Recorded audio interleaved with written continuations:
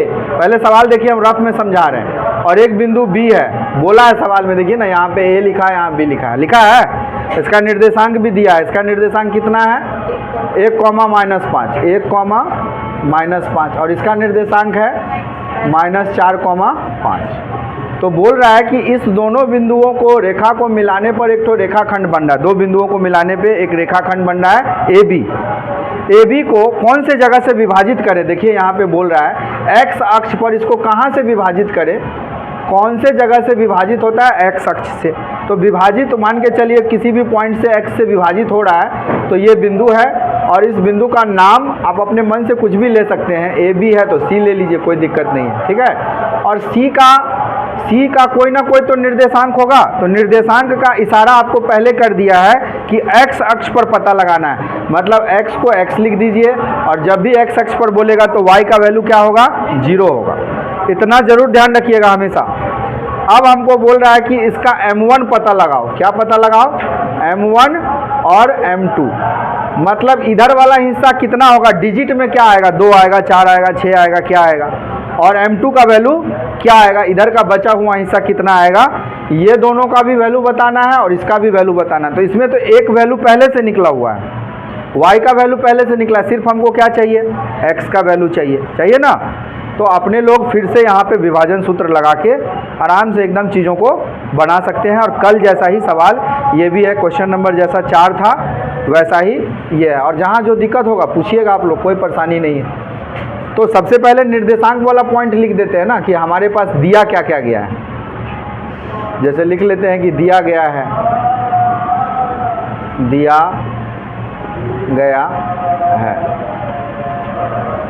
बिंदु ए का निर्देशांक, चूंकि बिंदु,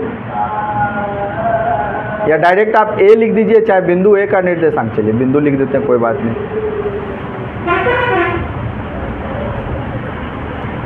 बिंदु ए का, देखिए इतना स्टेटमेंट क्यों लिखना पड़ रहा है बच्चों? क्योंकि अगर 5 नंबर में ये सवाल आता है तो अगर आप शॉर्टकट में आंसर खाली निकाल के रख दीजिएगा तो आपको मार्क्स नहीं मिलेगा। स्टेटमेंट थोड़ा सा लिखना पड़ता है लॉन्ग की दृष्टि से। क्योंकि बिंदु ए का निर्देशांक कितना है 1,-5, ठीक है, ऐसे मेंशन कर दीजिए। फिर लिख दीजिए चूंकि बिंदु बी का निर्देशांक कितना है बच्चों? बी का है -4,5, ठीक है, लिख लिए। अब अपने लोग माना कि सी बिंदु पर रेखाखंड विभाजित होता है, माना रेखाखंड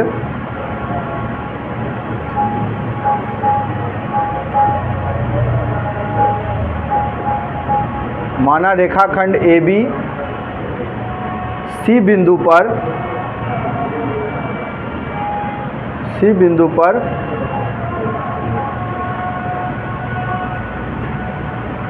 पर विभाजित होता है।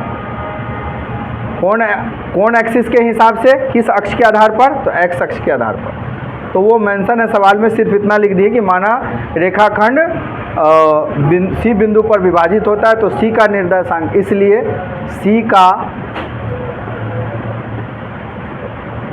निर्देशांक बराबर, यहाँ पे लिख लेंगे सी को, आप यहाँ पे ब्रैकेट में इसको x,0 लिख दीजिए और बराबर में यही वैल्यू अपने को निकालना है। तो यहाँ नहीं लिख करके यहाँ भी ठीक ही रहेगा। चलिए इसका निर्देशांक लिख देते हैं x,0, ठीक है। और इसका रेशियो जो है हमको अनुपात पता करना है, तो अनुपात फिलहाल हम लिख दे रहे हैं, अनुपात बराबर क्या? m1/m2, ठीक है, इतना बात लिख लिए। अब अपने लोग विभाजन सूत्र से बनाएंगे। तो विभाजन सूत्र से बनाएंगे तो पहले इस जगह को यूज़ कर लेते हैं।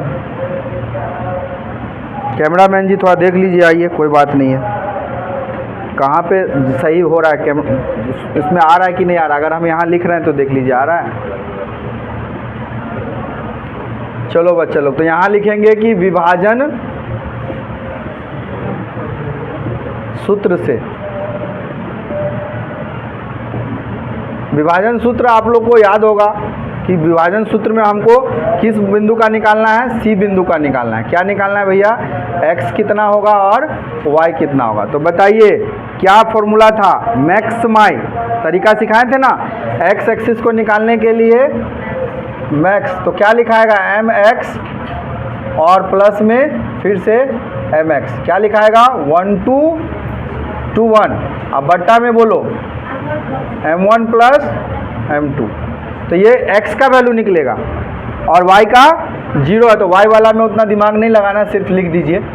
आप चाहें तो केवल एक से भी काम चल जाएगा, फिर भी लिख देते हैं मैक्स माई, तो ये हो जाएगा my 1 2 प्लस 2 1, अब बट्टा में m1 प्लस m2। तो बताओ बच्चे लोग, इसका वैल्यू निकालना क्या ज़रूरी है, नहीं है, x वाले का सिर्फ पता करना है। तो आप चाहें तो अब यहाँ पे पहले इसका वैल्यू बैठाइए।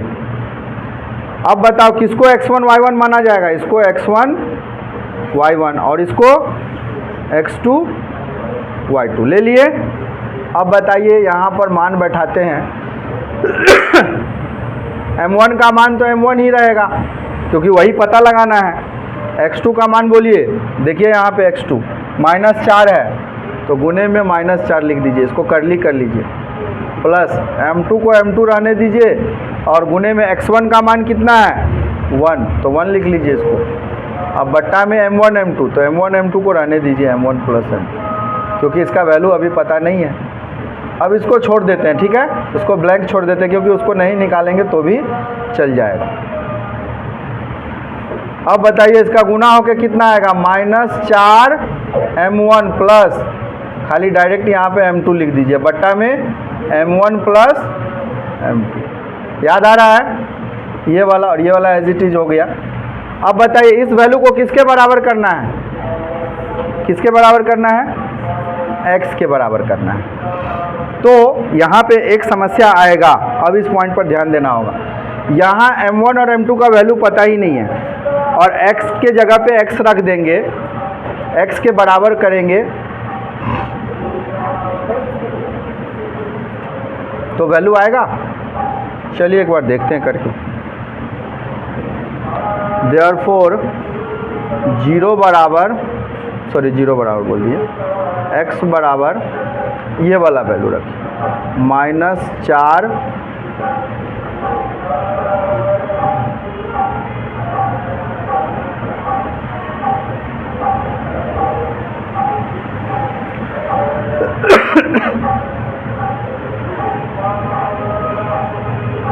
कोई बात नहीं है, 4 और गुने में क्या था m1 plus m2 divided by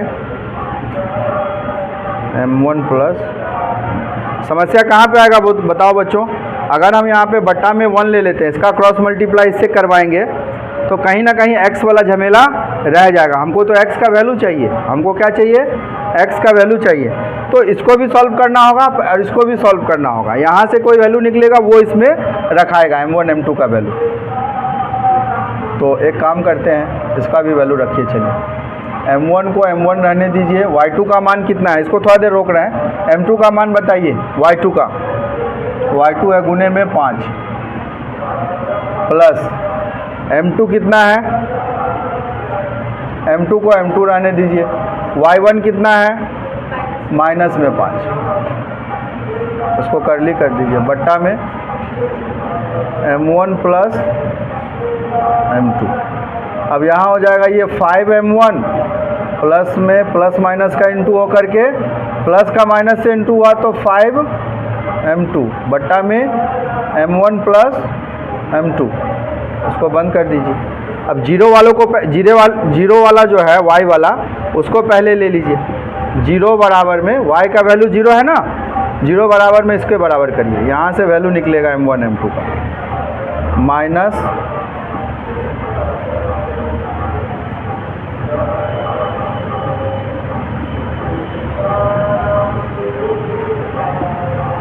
बताओ 0 बट्टा में 1 है, 0 से इसमें मल्टीप्लाई होगा तो क्या होगा 0 हो जाएगा, 1 से इसमें मल्टीप्लाई होगा तो कोई फर्क नहीं पड़ेगा। 5m1 माइनस में 5 m2 बराबर में 0।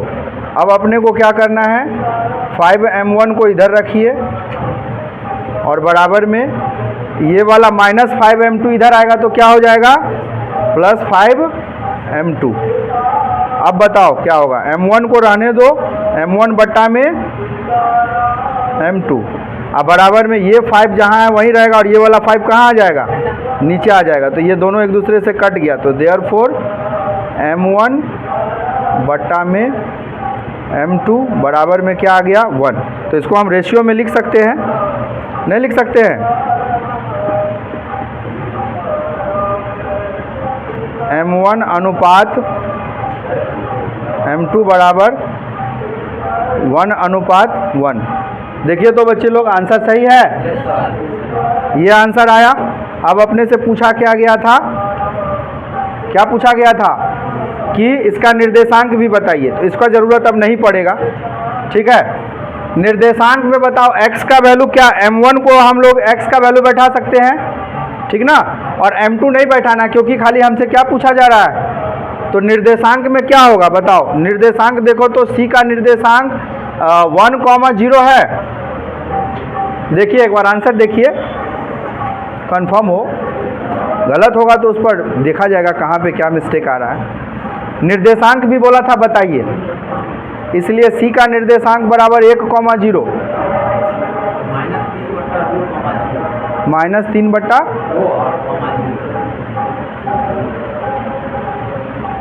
c का निर्देशांक -3/2,0 आ रहा है, -3/2। चलिए देखते हैं कहाँ पे क्या प्रॉब्लम आ रहा है। अच्छा अनुपात सही आया ना,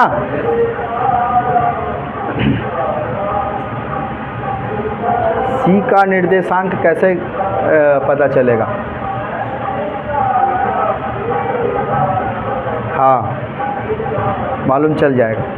देखिए देयरफॉर x बराबर, इसको बराबर कीजिए, क्या है, माइनस में 4m1 प्लस बोलो m2, अब बट्टा में m1 प्लस m2। अब हम m1 और m2 का मान यहाँ बैठा सकते हैं कि नहीं बैठा सकते हैं, बैठा सकते हैं। तो x बट्टा में 1 रहने दीजिए, इसका m1 का मान बताओ, दोनों का मान तो 1 ही है, तो -4 गुने 1 प्लस डायरेक्ट में 1 और 1 को जोड़ देंगे, 1 + 1, x बराबर कितना आएगा बच्चा लोग, माइनस में गुना होगा तो -4 प्लस में 1 का बट्टा में 2। तो देयरफॉर डायरेक्ट x बराबर वैल्यू नहीं निकल गया, 4 माइनस का संख्या ज़्यादा है, -4 में से 1 जाएगा तो क्या बचेगा, -3, और बट्टा में कितना बचेगा, 2। तो यहाँ पे देखिए x का निर्देशांक निकल गया, तो यहाँ पे लिख देंगे, इसलिए C बिंदु का निर्देशांक है ना, C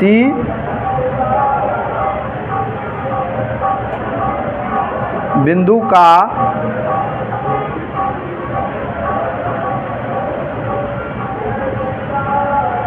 निर्देशांक बराबर x, 0 था, तो वैल्यू बैठा दीजिए। x का वैल्यू क्या निकालें, -3/2, कॉमा में y का वैल्यू तो 0 पहले से ही बता दिया गया था, नहीं बता दिया गया था।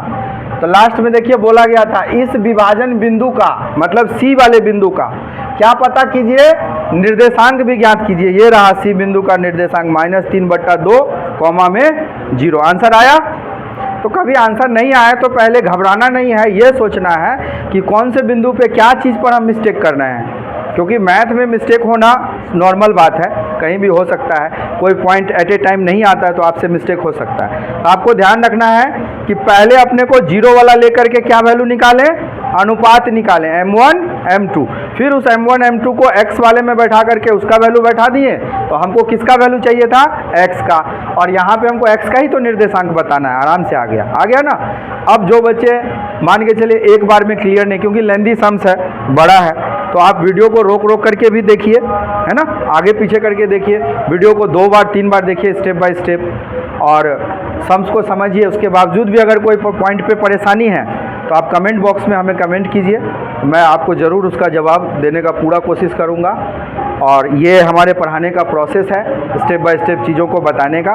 और अगर मैं थोड़ा स्लो वीडियो बना रहा हूँ तो उसके लिए ना घबराएं, क्योंकि मैथ है, कॉन्सेप्ट होता है, बहुत सारा चीज़ समझाना होता है, देखना पड़ता है कि किस पॉइंट को निकालने के बाद कौन सा पॉइंट निकालना है। तो ऐसे इंपॉर्टेंट फैक्ट से मिलने के लिए एसएससीसी चैनल से जुड़ जाइए। और मैं भरत सर हूँ, एसएससीसी का फाउंडर समझ लीजिए, है ना। तो आप अलग अलग टॉपिक के लिए हमसे मिल सकते हैं। मैं साइंस का भी वीडियो लेके आऊँगा, हिंदी भी लेके आऊँगा, इंग्लिश भी लेके आऊँगा, हर एक चीज़ पर लेके आऊँगा मैं वीडियो, और स्टेप बाय स्टेप चीज़ों को बताने का कोशिश करूँगा।